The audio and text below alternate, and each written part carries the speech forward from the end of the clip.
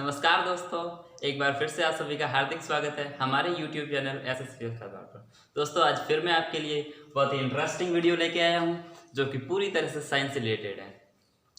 दोस्तों, video start करने से पहले आपको बता दूं कि अभी तक आपने हमारे चैनल को सब्सक्राइब नहीं किया है तो पहले हमारे चैनल को सब्सक्राइब कर लें। दोस्तों, चलिए बिना देरी की वीडियो स्टार्ट करते हैं। दोस्तों, जो आज का हमारा टॉपिक है वो है रासायनिक समीकरण यानी केमिकल इक्वेशन। आज मैं इस वीडियो में आपको बताऊंगा कि रासायनिक समीकरण क्या होते हैं। दोस्तों, रासायनिक समीकरण का अर्थ है कि किसी भी अभिक्रिया में पदार्थों को अणुसूत्रों और प्रतीकों के रूप में प्रदर्शित करना रासायनिक समीकरण कहलाता है। किसी भी अभिक्रिया में पदार्थों को अणुसूत्रों एवं प्रतीकों के रूप में प्रदर्शित करना रासायनिक समीकरण कहलाता है। रासायनिक अभिक्रिया में पदार्थों को अणुसूत्रों एवं प्रतीकों के रूप में प्रदर्शित करना रासायनिक समीकरण कहलाता है।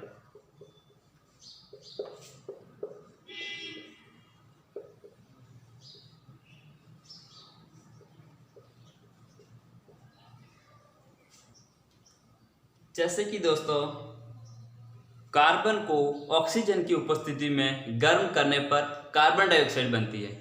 कार्बन को ऑक्सीजन की उपस्थिति में गर्म करने पर कार्बन डाइऑक्साइड बनती है। फॉर द एग्जाम्पल,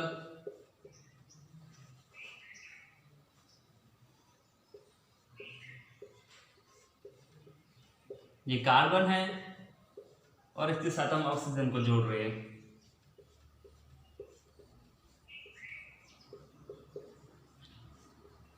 कार्बन और ऑक्सीजन को जोड़ने पर हमें एक नया पदार्थ कार्बन डाइऑक्साइड गैस प्राप्त होती है। कार्बन और ऑक्सीजन को जोड़ने पर हमें कार्बन डाइऑक्साइड गैस प्राप्त होती है।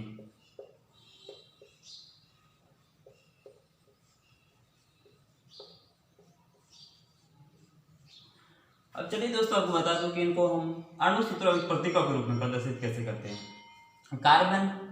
कार्बन को हम C से डिनोट करते हैं, प्लस ऑक्सीजन को O2 से हम डिनोट करते हैं।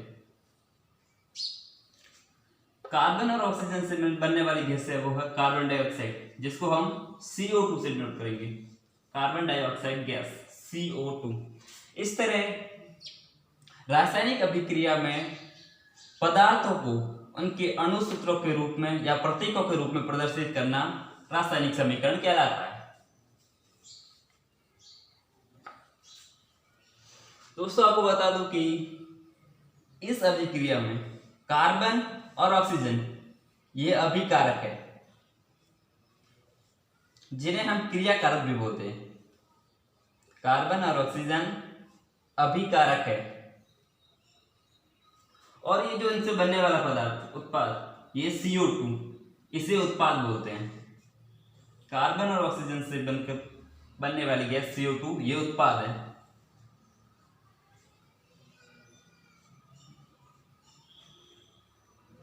दोस्तों, अब हम बात कर लेते हैं रासायनिक समीकरण को लिखने के चरण, step of writing chemical equation. रासायनिक समीकरण को लिखने के चरण, स्टेप ऑफ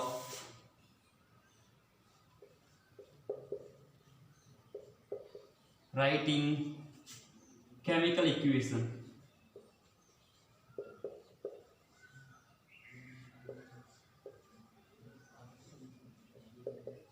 रासायनिक समीकरण को लिखने के चरण। दोस्तों, जो रासायनिक समीकरण को लिखने का पहला चरण है वो है कि किसी भी अभिक्रिया में अभिकारक और उत्पाद के बीच तीर का निशान लगाते हैं।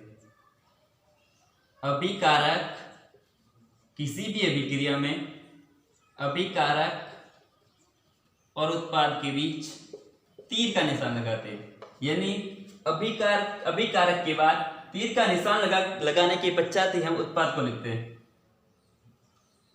अभिकारक और उत्पाद के बीच तीर का निशान लगाते हैं।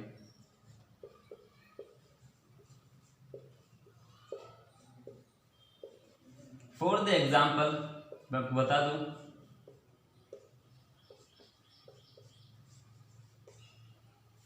जैसे ये कार्बन है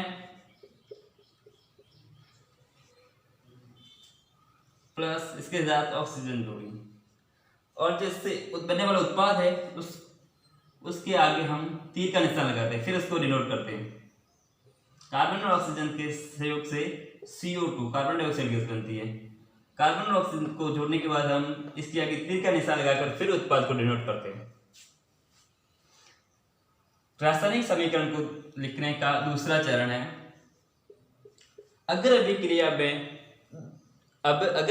में एक या एक से अधिक अभिकारक है तो उनके बीच धन का चिन्ह लगाते हैं। अगर अभिक्रिया में एक या एक से अधिक उत्पाद है, दो या दो से अधिक उत्पाद है तो उनके बीच धन का चिन्ह लगाते हैं।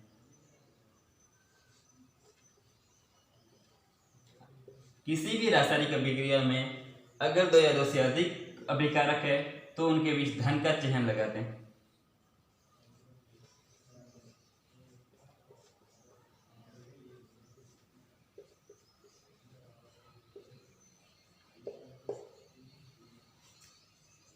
फॉर द एग्जाम्पल मैं आपको बता दूं, यही एग्जाम्पल हम ले लेते हैं।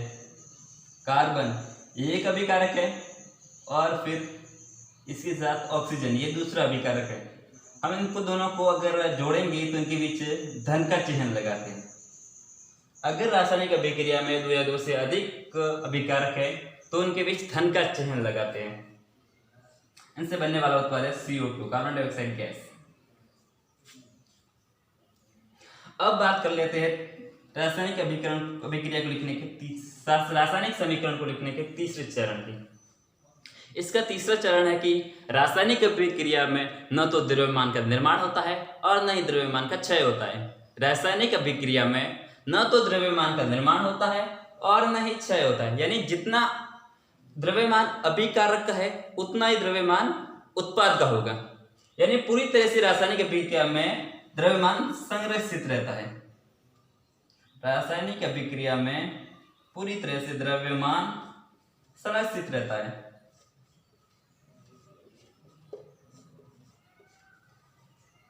रासायनिक अभिक्रिया में द्रव्यमान संरक्षित रहता है।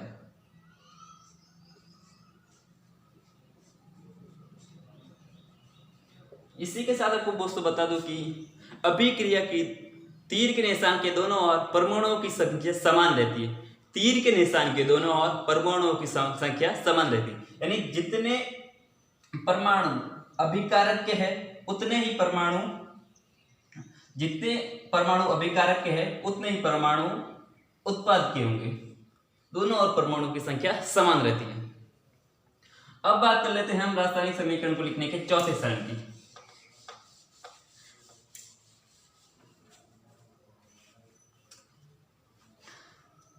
रासायनिक समीकरण को लिखने का चौथा चरण, इसका चौथा चरण है कि दोनों ओर की संख्या को बड़ा घटाकर रासायनिक समीकरण को संतुलित किया जाता है। दोनों ओर की संख्या को बड़ा घटाकर रासायनिक समीकरण को संतुलित किया जाता है और रासायनिक समीकरण को अनुमान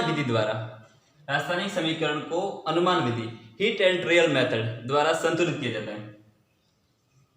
रासायनिक समीकरण को अनुमान विधि द्वारा संतुलित किया जाता है। रासायनिक समीकरण को अनुमान विधि द्वारा संतुलित किया जाता है।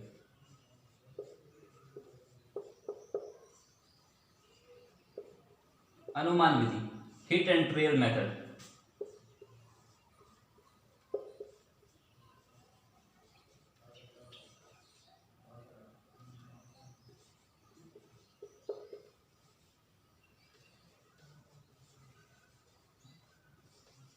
रासायनिक अभिक्रिया को लिखने का पांचवा चरण है कि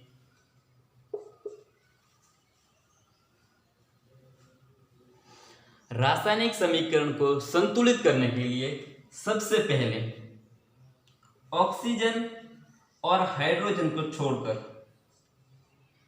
शेष सभी अणुओं को सबसे पहले संतुलित किया जाता है। रासायनिक अभिक्रिया में समीकरण को संतुलित करने के लिए ऑक्सीजन और हाइड्रोजन को छोड़कर शेष सभी अणुओं को पहले संतुलित किया जाता है।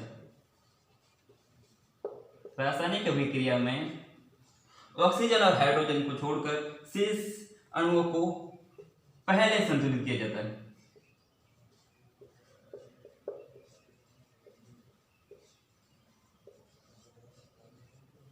रासायनिक अभिक्रिया में शेष सभी अणुओं को छोड़कर हाइड्रोजन और ऑक्सीजन और हाइड्रोजन अणु को छोड़कर शेष सभी अणुओं को पहले संतुलित किया जाता है।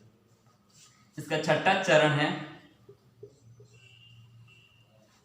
रासायनिक अभिक्रिया में उत्पादकों को रासायनिक अभिक्रिया में अभिकारक और उत्पाद को उनकी भौतिक अवस्था में दर्शाते हुए उनके लिए ठोस के लिए S, सॉलिड, द्रव के लिए लिक्विड और गैस के लिए G से डिनोट करते हैं, गैस। रासायनिक अभिक्रिया में अभिकारकों और उत्पादों को उनकी भौतिक अवस्था दर्शाने के लिए ठोस के लिए, सॉलिड के लिए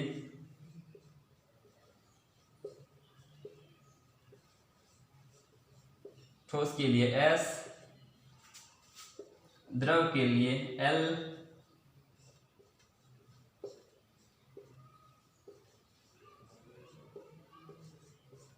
तथा गैस के लिए G से डिनोट करते हैं।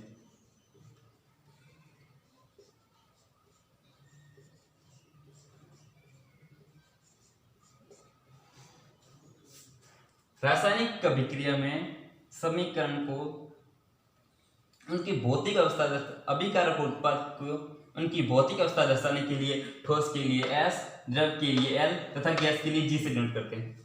फॉर द एग्जांपल मैं आपको बता दूं, जैसे कार्बन प्लस ऑक्सीजन, इनसे बनने वाला उत्पाद है CO2, carbon dioxide gas. Carbon यहाँ पर ये ठोस है, सॉलिड, तो इसके लिए हम कार्बन को इसकी अवस्था को S से डिनोट करेंगे और O2 ऑक्सीजन ये क्या है, गैस, इसलिए हम G से इसको डिनोट करेंगे, गैस के लिए G से डिनोट। और इनसे बनने वाला उत्पाद CO2 ये भी गैस है, इसलिए हम इसको भी G से डिनोट करेंगे, गैस। इस तरह रासायनिक समीकरण में अभिकारकों और उत्पाद को उनकी भौतिक अवस्था के लिए ठोस के लिए S, द्रव के लिए L और गैस के लिए G से डिनोट करते हैं। अब बात करते हैं रासायनिक समीकरण के 7वें चरण की।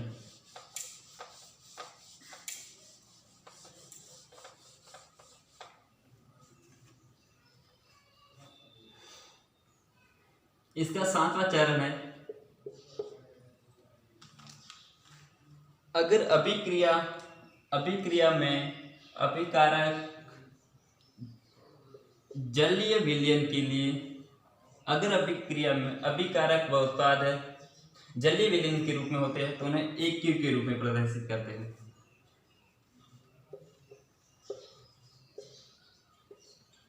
जलीय विलयन के लिए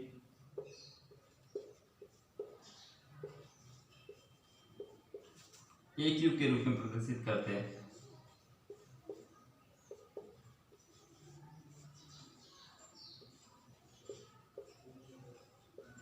रासायनिक अभिक्रिया में अभिकारक व उत्पाद अगर जलीय विलयन के रूप में है तो उन्हें AQ के रूप में प्रदर्शित करते हैं। फॉर द एग्जाम्पल, जैसे CaO calcium oxide plus H2O जल, इनसे बनने वाला उत्पाद CaOH2 कैल्शियम हाइड्रोक्साइड, ये जलीय विलयन है जिसे हम AQ के रूप में प्रदर्शित करते हैं। यहाँ CO सॉलिड है, ठोस है, और H2 जल, लिक्विड है, और ये जलीय विलयन, इसलिए हम इसको AQ के रूप में प्रदर्शित। रासायनिक समीकरण को संतुलित करने के साथ 8वां चरण है रासायनिक समीकरण को संतुलित करने का 8वां चरण है कि अगर अभिक्रिया उत्क्रमणीय है, यानी अभिक्रिया दोनों दिशाओं में हो रही है, तो उनके लिए दोनों ओर तीर का चिन्ह लगाते हैं। उत्क्रमणीय अभिक्रिया के लिए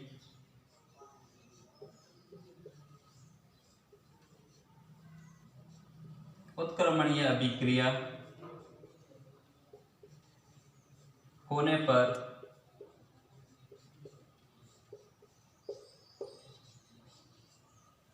दोनों ओर तीर का चिन्ह, उत्क्रमणीय अभिक्रिया होने पर दोनों ओर तीर का चिन्ह लगाते हैं। यानी ऐसी अभिक्रिया जिसमें अभिकारक से उत्पाद और उत्पाद से वापस अभिकारक को बनाया जा सकता है, उसे हम उत्क्रमणीय अभिक्रिया बोलते हैं। उत्क्रमणीय अभिक्रिया होने पर दोनों ओर तीर का चिन्ह लगाते हैं। रासायनिक समीकरण को लिखने का 9वां चरण है अभिक्रिया संपन्न करवाना। रासायनिक समीकरण का 9वां चरण है कि अभिक्रिया संपन्न करवाने के लिए अभिक्रिया में जितना ताप और दाब होता है उसे तीर के निशान के ऊपर लिखते हैं। अभिक्रिया संपन्न करवाने के लिए ताप व दाब को तीर के निशान के ऊपर लिखते हैं।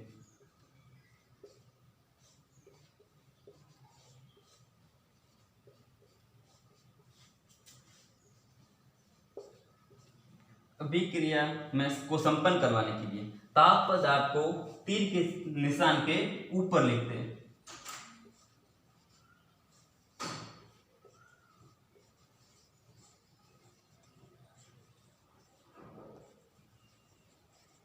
फॉर द एग्जाम्पल मैं आपको बता दूं,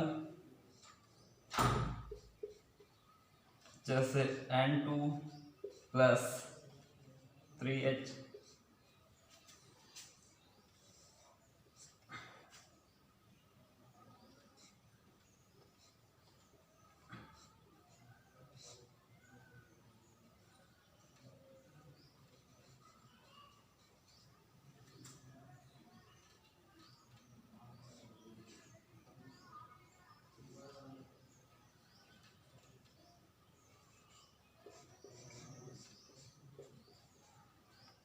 अगर अभिक्रिया संपन्न करवाने के लिए ताप व दाब को तीर के निशान के ऊपर लिखते हैं।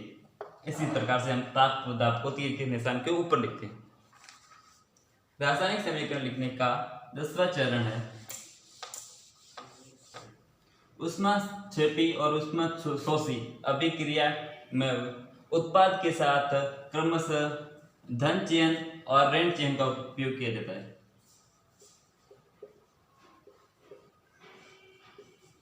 ऊष्माक्षेपी अभिक्रिया में धन चिह्न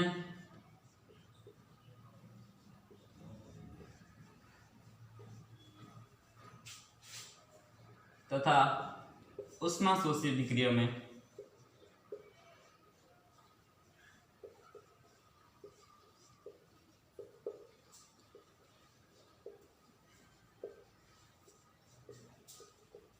ऊष्माशोषी अभिक्रिया में ऋण चिह्न का उपयोग किया जाता है।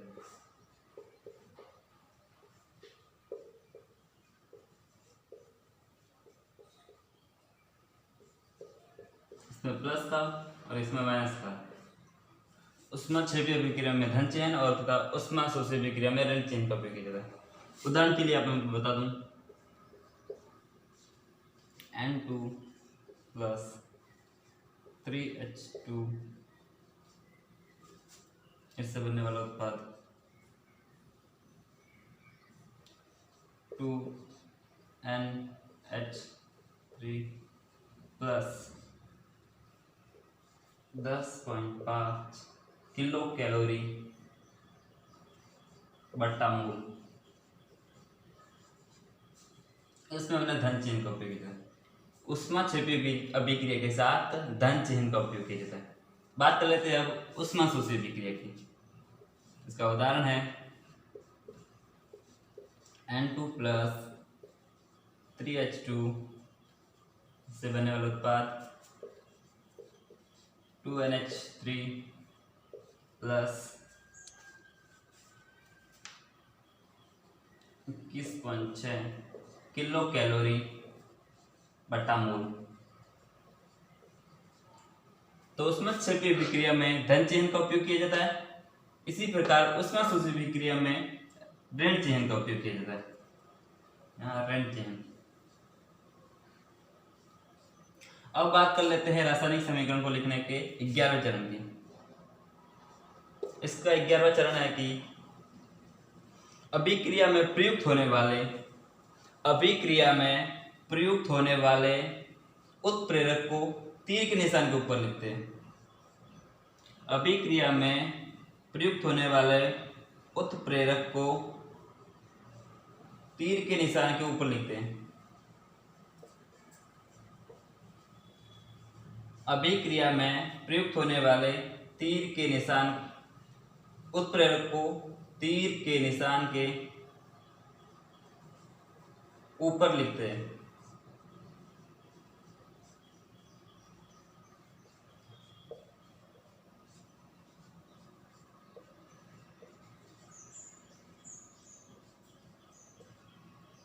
For the example, CH2 double bond CH2 plus H2 धन से बनने वाला उत्पाद CH3 सिंगल बॉन्ड CH3, यह है एथीन